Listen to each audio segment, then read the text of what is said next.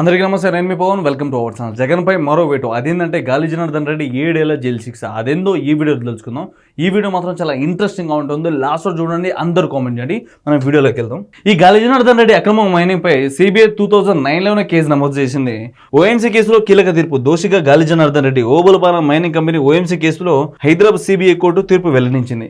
ఈ గాలి జనార్దన్ రెడ్డి చాలా ఫేమస్ వ్యక్తి. అదేంటో మీ అందరికీ తెలిసే షాక్ అవ్వాల్సింది. ఈయన వాడే బాత్రూమ్ కూడా గోల్డ్లో ఉంటుంది, అంటే బంగారంతో చేపించుకున్నాడు. ఈయన కూతురు పెళ్లికి వచ్చిన వ్యక్తులందరికీ బంగారం ఇచ్చిన వ్యక్తి ఈ గాలి జనార్దన్ రెడ్డి. ఈ వ్యక్తి ఏమైనా జాబ్ చేసి పైసలు సంపాదించినా అది లేదు, ఏమైనా బిజినెస్ చేసి సంపాదించినా అది లేదు, అక్రమంగా మైనింగ్లో సంపాదించాడు. ఈ వ్యక్తికి ఇంకో వ్యక్తి తోడున్నాడు, ఆ వ్యక్తి జగన్మోహన్ రెడ్డి. జగన్మోహన్ రెడ్డి ఒక ఇంటర్వ్యూలో చెప్పాడు, గాలి జనార్దన్ రెడ్డి నాకు దేవుడిచ్చిన అన్నయ్య, ఆయనతో నేను ఎప్పుడు తోడుగుంటా, ఎప్పటికీ తోడుగుంటా ఇట్లా అని చెప్పి జగన్మోహన్ రెడ్డి అన్నాడు. జగన్మోహన్ రెడ్డికి గాలి జనార్దన్ రెడ్డి అంటే ఎందుకు ఇష్టం అంటే, రిషికొండ గుండు గీకింది కూడా ఈ గాలి జనార్దన్ రెడ్డి, రిషికొండలో బాత్రూమ్ పెట్టించింది కూడా ఈ గాలి జనార్దన్ రెడ్డి, రిషికొండలో మసా టేబుల్ పెట్టించింది కూడా ఈ గాలి జనార్దన్ రెడ్డి.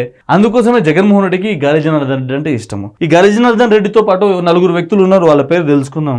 మేఫాజ్ అలీఖాన్, విడి రాజగోపాల్, బివి నరసింహారెడ్డి దోషులుగా తెలిసింది. ఈ గాలి జనార్దన్ రెడ్డితో పాటు అక్రమంగా మైనింగ్ లో సంపాదించిన వాళ్ళు ఆ 4. వాళ్ళు కూడా 7 ఏళ్ల జైలు శిక్ష అనుభవించాల్సిందే. సబితా ఇంద్రారెడ్డి కృపనందన్ నిర్దోషిగా తెలిసింది. తెలంగాణకు సంబంధించిన సబితా ఇంద్రారెడ్డిని ఆ టైంలో అక్రమ మైనింగ్ కేసులో కూడా ఇరికిచ్చేశారు. సో సిబిఐ కోర్టు నిర్దోషిగా తేల్చేసింది. ఓఎంసీ అక్రమ మైనింగ్ పై 2009లో సిబిఐ కేసు నమోదు చేసింది. 2022లో ఐపీఎస్ శ్రీలక్ష్మిని కేసు నుంచి డిశ్చార్జ్ చేసింది.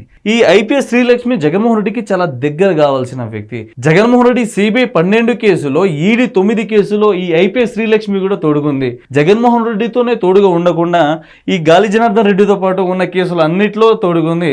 జగన్మోహన్ రెడ్డి ప్రభుత్వం 2022లో జగన్మోహన్ రెడ్డి ప్రభుత్వం ఉన్నప్పుడు ఆ కేసులోకి వెళ్ళి తప్పించారు జగన్మోహన్ రెడ్డి. గాలి జనార్దన్ రెడ్డికి నాంపల్లి కోర్టు 7 ఏళ్ల జైలు శిక్ష విధించింది. అదేంటంటే గోబులపాలెం మైనింగ్ కేసు కింద. ఆయనతో పాటు 4 వ్యక్తులు ఉన్నారు, ఆ వ్యక్తులను కూడా అరెస్ట్ చేసింది. ఈ ఐపీఎస్ శ్రీలక్ష్మిని కేసులోకి వెళ్ళి తప్పించేశారు, అదే పక్కన పెట్టేసే. జగన్మోహన్ రెడ్డి గురించి మనం మాట్లాడుకుందాం. ఒక కేసుకే గాలి జనార్దన్ రెడ్డికి 7 ఏళ్ల జైలు శిక్ష పడితే జగన్మోహన్ రెడ్డి మీద అలాంటి కేసులు 10 నుంచి 15 వరకు ఉన్నాయి. జగన్మోహన్ రెడ్డి గారు 25 సంవత్సరాలే జైల్లో ఉండాలి ఇట్లా అని చెప్పి చాలా మంది మాట్లాడుకుంటా ఉన్నారు. దాంతోపాటు రీసెంట్ గా లిక్కర్ కేసు కూడా జగన్మోహన్ రెడ్డి మీద పడ్డది.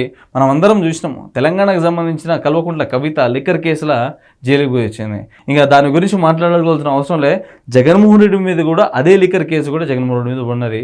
ఇప్పటికే జగన్మోహన్ రెడ్డి బెయిల్ మీద తిరుగుతా ఉన్నాడు. ఈ కేసులన్నీ జగన్మోహన్ రెడ్డి మీద మళ్ళీ పడితే జగన్మోహన్ రెడ్డి ఇప్పట్లో జైలుకి వెళ్ళి బయటికి వచ్చేలా కనిపిస్తలేదు. ఈ గాలి జనార్దన్ రెడ్డి అయినా 7 సంవత్సరాల తర్వాత బయటకు వస్తాడు, కానీ జగన్మోహన్ రెడ్డి బయటికి రావాలంటే ఆ కేఏ పాల్ సీఎం అయ్యాకే గిట్ల అని చెప్పి చాలా మంది మాట్లాడుకుంటా ఉన్నారు. సో నేనేమైనా పాయింట్లు మర్చిపోతే మీరు కిందికి వచ్చి కామెంట్ చేయండి. సబ్స్క్రైబ్ చేయడం మాత్రం అస్సలు మర్చిపోకండి. Thank you.